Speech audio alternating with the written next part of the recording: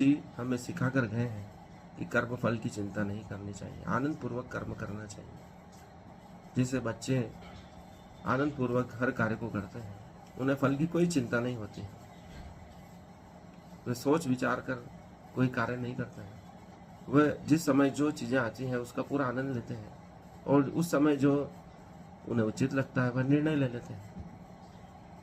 यही उनके आनंदित रहने का, खुश रहने का याद राज है। हम भी अपने सुनहरे क्षणों की कल्पना करते हैं, पलों की कल्पना करते हैं तो हमें बचपन के दिन ही याद आते हैं कि वह कितने सुनहरे थे।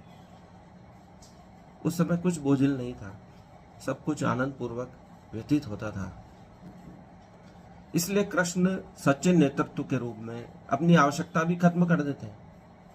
वे ये नहीं कहते कि इस युद्ध को मैं जीत लूंगा, वे अर्जुन को ही कहते हैं कि तुझे ही अपना युद्ध लड़ना होगा। वह सच्चे नेतृत्व के रूप में अपनी आवश्यकता को पूरी तरह खत्म कर देते हैं। वे अर्जुन के मन में ही आत्मबोध का उदय करना चाहते हैं जिससे वह युद्ध जीत सके। इसके लिए वह योगा कर्मसु कौशलम की भी बात करते हैं, क्योंकि मनुष्य एक बार के कर्म से कुशलता प्राप्त नहीं कर सकता है। हम जो इतने धावक, इतने खिलाड़ी जो देखते हैं वह अभ्यास से ही इतने कुशल हुए हैं, क्योंकि एक बार के कर्म से सफलता नहीं मिलती है, इतना हुनर नहीं आता है, इतनी कुशलता नहीं आती है।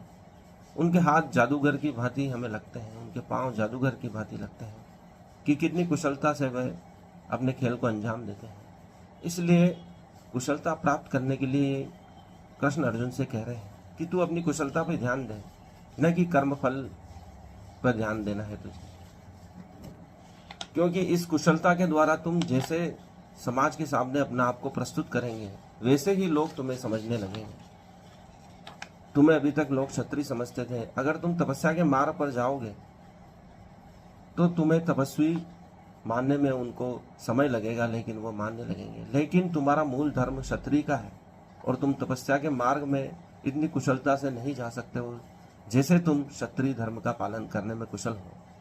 इसलिए कृष्ण स्वधर्म की भी बात करते हैं और वह कर्म की कुशलता इतनी हो कि तुम्हारे शरीर से सुगंध उत्पन्न होने लगे। सच्चे योगी के शरीर से सुगंध उत्पन्न होने लगती है।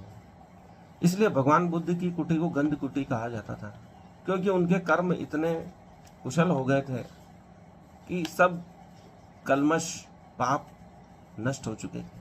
उनकी सांसों से भी सुगंध आती थी, उनके सोने में भी एक आनंद था, मुस्कुराहट होती थी, क्योंकि उन्होंने योग को सिद्ध कर लिया था।